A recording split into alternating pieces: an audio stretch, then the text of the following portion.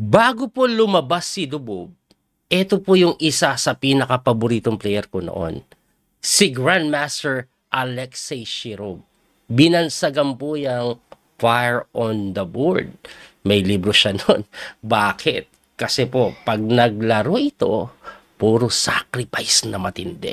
So, I'm pretty sure marami po ang nakakilala dyan. Lalo na yung mga kasabayan ko nagsimula o ahead sa akin. Kasi, kasabayan po ito nila Anan at Kramnik eh. Anyway, kaya ko po siya nabanggit dahil nung nakaraang Tuesday po, nakalaban niya po sa Title Tuesday, walang iba kundi ang ating pong coach dito sa Double Bishop na si National Master Rolly Parondo Jr. Oh, kompleto pangalan mo, Coach Rolly ah. At ano ang nangyari? Grabe, may fire on the board. Tingnan natin kung sino ang mag-aapoy ah. Nag-ipor po. Ito pong si Shirov. Nag-C5 naman. Si Coach Rolly, sisilan talaga yan eh. Tapos pagka Knight F3 mo, D6. Pagka D4 takes, Knight F6, Knight C3, G6. Yan po yung tinatawag na Sicilian Dragon na kung saan, ako popular naman yan. Ang ginawa po, nag-Bishop E3, Bishop G7, normal na development, nag-F3. Wag po kayo magtaka sa F3 na yan ah. Kasi pag hindi yan nag-F3, let's say nag-Queen dito agad para mag-casting yung kasi yung typical, may Knight Talon. So, pre-event yung Knight Talon, nag-casting lang si Coach Rolly. Nag-Queen dito na nga, Knight C6 develop, castling, nag-takes D4, and then Bishop takes D4, Bishop E6, ayun. Kaya po kinakapture po yung D4 doon para yung Bishop may lagay dito, walang Knight takes. So, ang nangyayari ngayon, lamang po ang white dito pagdating sa space. Pero kahit papano, may magandang tutok po yung mga Bishop ng item. Kaya okay pa rin yan. At kadalasan nga po dyan, nagkikim B1. At pagka King B1, ang pinaka-typical po dito, Queen C7 eh. Meron po A6, yung iba Rook C8. Pero Coach Rolly, agresibo. Queen A5 po agad. Na linya pa rin. Ang problema sa tiradang yan, meron pong Knight D5. Ayun. Anong meron sa Knight D5? Eh, mapipilitan ka pong mag-Queen D8 ulit. Dahil pag tinakes mo ito, kakapturein yung E7 with a check. Pero for some reason, ito pong si Shirov, aba baby bobo, hindi po tinira yan eh. Siya po ay nag-A4, ayun, or H4 pala yan, na hindi daw maganda. Mas maganda daw Knight D5. Anyway, nag-Rook FC8 na si Coach Rolly at yung Knight D5 po, pag ginawa ngayon, okay lang. Kasi pagka takes, mag-in-between ka dito, may king move na. Yun po yung pwede mangyari. Ang ginawa ni Shirov, nag-H3 lang, aba. Nag-cunatters lang para walang capture doon, no? So, hindi na makatalon basta-basta. Ang ginawa naman po ni Coach Rory, Rook lang po sa biid. Bakit? Para sa niyan, mag-BB5, oh. Agresibo na din si Coach Rolly dito. Nag-Bishop takes F6 naman po. Itong si Shirov, nakinapture lang ng Bishop at nag-Knight D5 pa rin. Bakit? Para saan? Para pagka Queen takes dito, magna-Knight takes F6. So, ang mangyayari dyan, pag kinapture mo, kakainin to, ala ka dyan. Weak po yung D6. Kaso, matalino si Coach Rolly. Tingnan nyo yung ginawa niya. King G7. Grabe, ang bilis si Coach Rolly tumira. Naman pa siya ng konti sa oras. Hanip yung dalawa. Move 16 na, pero konti pa lang nababawas sa oras nila. Siyempre, pag kinapture mo ganito yan, kakapturein lang to ng ganyan, di aktibo pa yung King endgame. Ang ginawa, hindi ko papakain basta-basta yung kabayo na yan. Knight H5 muna ako. Para pagka-takes, talagang sirang-sira ang pawn structure. Pero sabi ni Coach Rolly, huwag kang magulo. King move lang ako.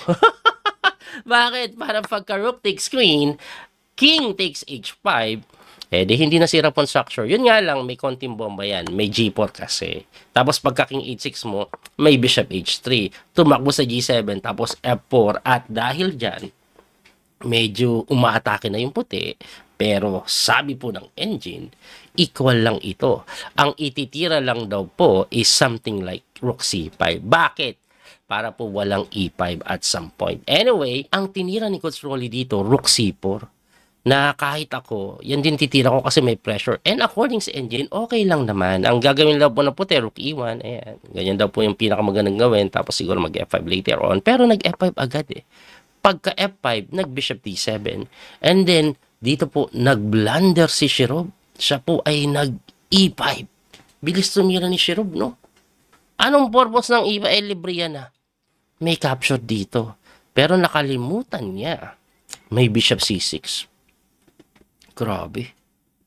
Bishop c6 lang ang pinawalan. Hitting the rook na tumakbo lang sa rook e1. Ayan, depensado pa rin Oh. Bakit sinasabi ng engine lamang ang puti? Kasi kakainin lang daw po ang f5. Anong problema? Pwede naman bawiin. May rook takes h4.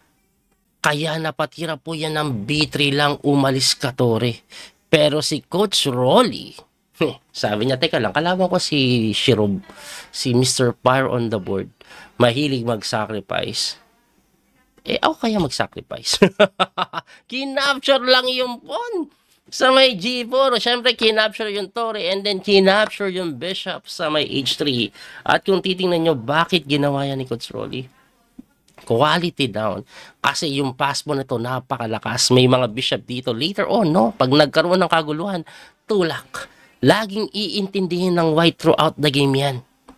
At ang nangyari na nga, kinapture na lang po yung d6 kasi malilibre. Kinapture din po yan. Tapos nag-king c1 lang. Hindi niya matikman Pag tinikman mo, tutulak kaya yan ang ginawa nag-bishop g2. Pagka bishop g2, walang magawa po. Ito pong puti, no? Kasi pag tiniks nga, tutulak. So, hindi makagalaw. Hindi makagalaw, guys. Ang problema niya, later on, paano pag nagtulak pa tong isa? O paano pag ginamit na yung tore? Hanggang depensa ka na lang. At sabi nga ng engine, lamang na daw po talaga ang item. Ang ginawa po niya, nag-rook d3 na tinirahan lang ng king f8. Coach, bakit hindi tinula? Kasi may check pa. Kaya nga naging f8 Anyway, nag-rook pa rin po sa may g3 na tinirahan lang ng rook e8 na naparesign. Ito pong si Shirov. Naparesign, guys. Ang tanong, coach, bakit nag-resign yan? Anong meron? Kasi po, unang-una, pag tinex po yan, tapos po laban dyan dahil may ganun pag umiwas na lang, saan iiwas? Let's say dito, umiwas. Ayan, rook ito na tumataging-teng. Itutulak talaga.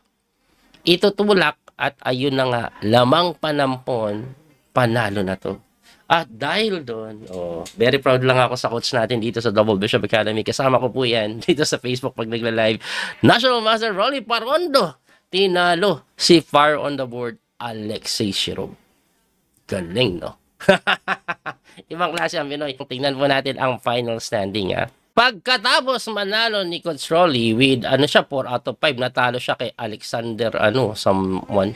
Grandmaster din, Pero ang dami tinalo ni Coach Rolly na GM, Talo siya kay Oparin. Malakas naman talaga yan. Pero tinalo niya si Su Shangyu. Alexei Shirov.